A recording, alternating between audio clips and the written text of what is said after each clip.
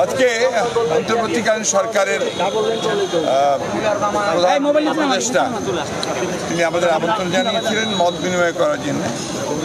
আমরা বিভিন্ন বিষয়ে আলোচনা করেছি, মূলত যে গণতন্ত্র হত্যাকারী গণবিরোধী যে ফ্যাসিস্ট সরকার, যারা দীর্ঘ 15-16 বছর ধরে এই দেশের মানুষের উপর অত্যাচার নির্যাতন চালিয়ে মানুষকে তার অধিকার থেকে বঞ্চিত করে, ভোটের অধিকার থেকে বঞ্চিত করে, গণতান্ত্রিক অধিকার থেকে বঞ্চিত করে যে অত্যাচার নির্যাতনের একটা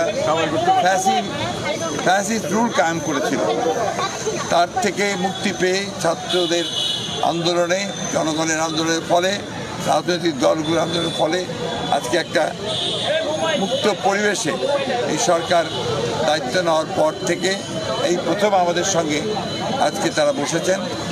আমরা দেশের বর্তমান পরিস্থিতিতে কি করা যায় সেই বিষয়ে আমাদের মতামত দিয়েছি।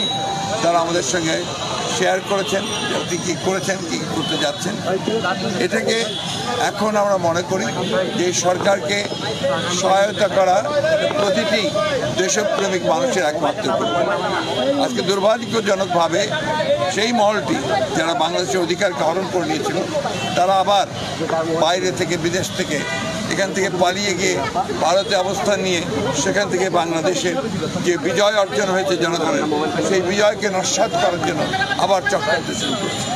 আমরা একটা কথা খুব স্পষ্ট করে বলেছি, এখানে এই যে তথাকথিত আপনার মাইনরিটির ওপরে অত্যাচার নির্যাতনের যে একটা গল্প ফাঁদা হয়েছে, সেই গল্পটা পুরোপুরিভাবে উদ্দেশ্যমূলক এবং বাংলাদেশকে মেলাইন করা, এই সরকারকে মেলাইন করা, ছাত্র জনতার আন্দোলনকে একেবারে নস্যাৎ করে দেওয়ার আরেকটি চক্রান্ত। খুবই দুর্ভাগ্যজনক যে এত হত্যা, এত নির্যাতন, এত নিপীড়ন এবং এতগুলো ছাত্রীকে হত্যা করা, শিশুকে হত্যা করার পরেও সেই দলটি আবারও তারা বিভিন্ন রকমভাবে কথা বলছে যা বাংলাদেশের মানুষের স্বার্থের বিরুদ্ধে।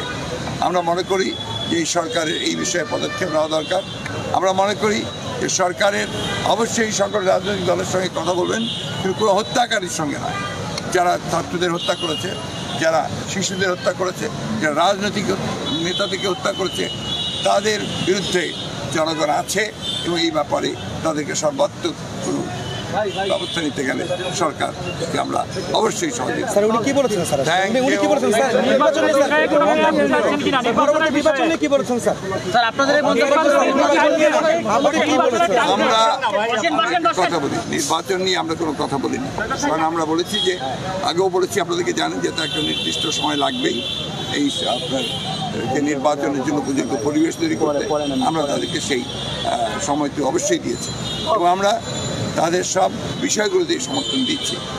আমরা একটা কথা খুব পরিষ্কার করে বলেছি যে বর্তমানে দেশে যে অস্থিরতা সৃষ্টি করা হচ্ছে, চেষ্টা করা হচ্ছে, যে বিশৃঙ্খলা সৃষ্টি করা হচ্ছে এবং সাম্প্রদায়িকতার যে ধোঁয়া তোলা হচ্ছে, এগুলোতে জনগণ যেন বিভ্রান্ত না হয় এবং জনগণ যেন ঠিক পূর্বের মতোই সেই সাম্প্রদায়িক সম্প্রীতিকে অক্ষুণ্ণ রেখে, জনগণ নিরাপত্তাকে অক্ষুণ্ণ রেখে তারা যেন এই সরকারকে সহায়তা করে।